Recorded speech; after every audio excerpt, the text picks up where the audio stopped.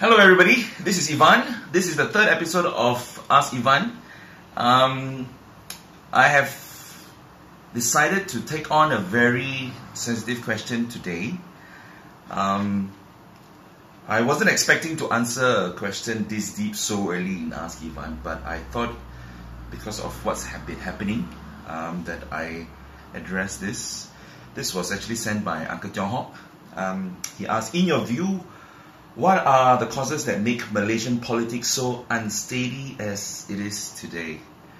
Very, very deep, very sensitive also, but I think very current with the current state of affairs that we are in. Politics is a double-edged sword. You cannot go and discuss politics by being apolitical. It just doesn't go. You have to stand on either side. You're either for or you're either against. Because even if you are in the middle, you are still for, because you're not making a decision. And that in itself automatically puts you in the position of those in power. Having said that, I would like to address this issue from an academic point, so that we will be able to discuss this in a mature manner. Being in Malaysia and having lived 42 years of my life, I will have to tell you that there are different phases with regards to the political situation in Malaysia, as well as my own growth into understanding what politics is all about.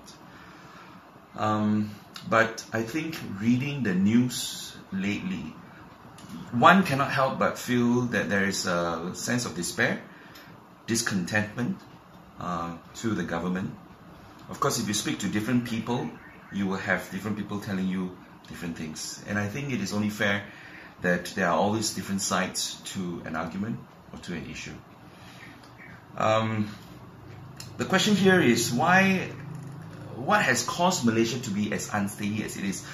Now, that will have to take us back to almost close to 20 years when we were growing up, when Malaysia was stable, seemingly stable. We were harmonious. But it was interesting because that brought me back to the university. And when I was in my second year, I met a master's student from Gambia. He came to do his MBA in UM, and at that time I was in the student council, and we had to sort of orientate the new students, and he was assigned to my college, KK2 at that point of time, and we made him we helped him orientate himself around the culture as well as the university. So at that time, at the very beginning of the year when he came in, we shared with him how tolerant we were, how the races came together and we were united. And we were very proud of it at that point of time. But before he left, at the end of the year, it was very interesting because he had a full year to do his research and his thesis. At the end of the year, before he left, we had another session. And this time around, it was him who actually debriefed us. But he made a very poignant remark. He said, yes, you may have unity. At that time, it was 1995. Yes, you may have unity, but he said, your unity is almost like a person stepping on a spring. And at this point in time, it is still being pressed, but all you need is just one person to remove, and the spring will just explode. Now, at that time, we were puzzled by what he said, and we said, no. We said, we had racial integration, and we had racial unity, and there was a lot of harmony. But we left it at that. Now, thinking back, or what he said, it was so interesting because that was in 1995, and he made that prognosis, and he said, well,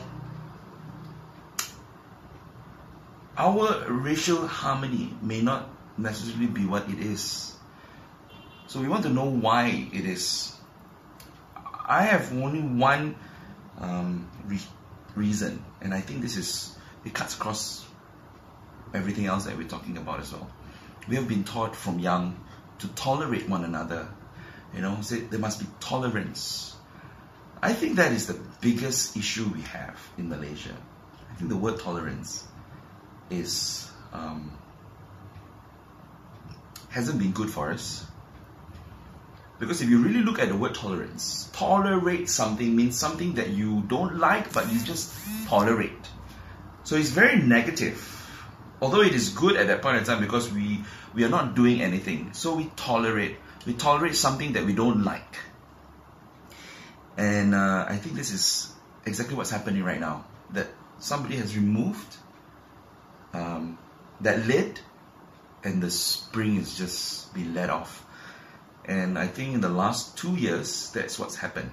There has been a lot of people who have tolerated long enough, and they are just lashing out. And I think that's where the problem is. When a person tolerates, it's something that you are eating it inside. You're just waiting for one day to just lash out or hit back. So probably, I think the cause is the lack of tolerance. But more importantly, I think there is one other concept which should have been put in place even during the days of formation. I don't think we should have gone down the road of tolerance. I think we should have gone down the road of acceptance. The difference between tolerance and acceptance is that acceptance, you learn to accept and understand that particular person or particular race or culture or community. That this is how, and this is their makeup, this is who they are. It's just like in an organization or in a team. Anyway, we are all very different. Even within a community, everyone is different. We are all wired differently. Especially if you have a society like ours where it is masyarakat majmuk, a multi-racial, multicultural, multi-religious society. I think even more, we should learn to accept that we are all different. It is important for me as a Chinese, as a Christian, to accept my neighbor who is a Malay and a Muslim, and the fact that he prays 5 times a day.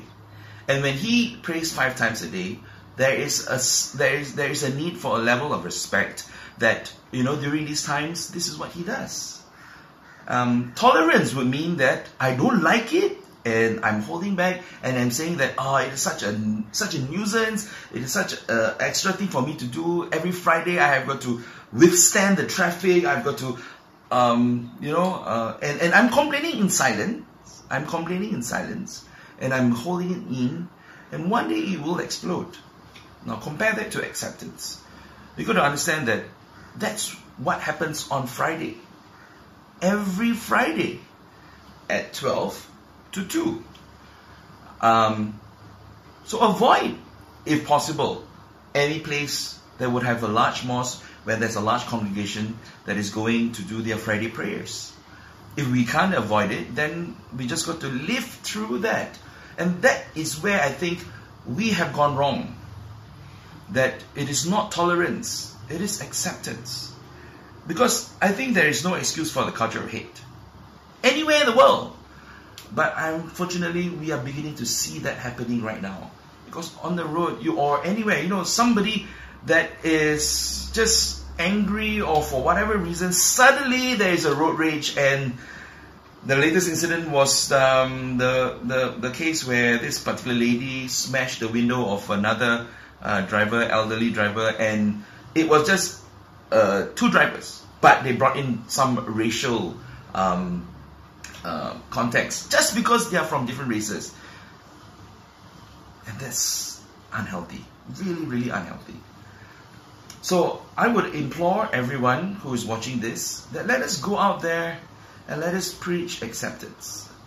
How do we preach acceptance? Let us go out there and understand each other. Let us understand what are each other's practices. And it's not just one way, it is both ways. For any form of acceptance to happen, that's what we need to do. Just like in any organizations, you need to understand what drives each and every one of us. What makes us tick? What makes us explode? So that we will be able to work together and we will be able to make this country better. So, adios amigos, thank you for this. I know it's a little bit heavy. I hope that this has answered your question somewhat, but I really, really hope that we will make Malaysia a better Malaysia for all. Thank you.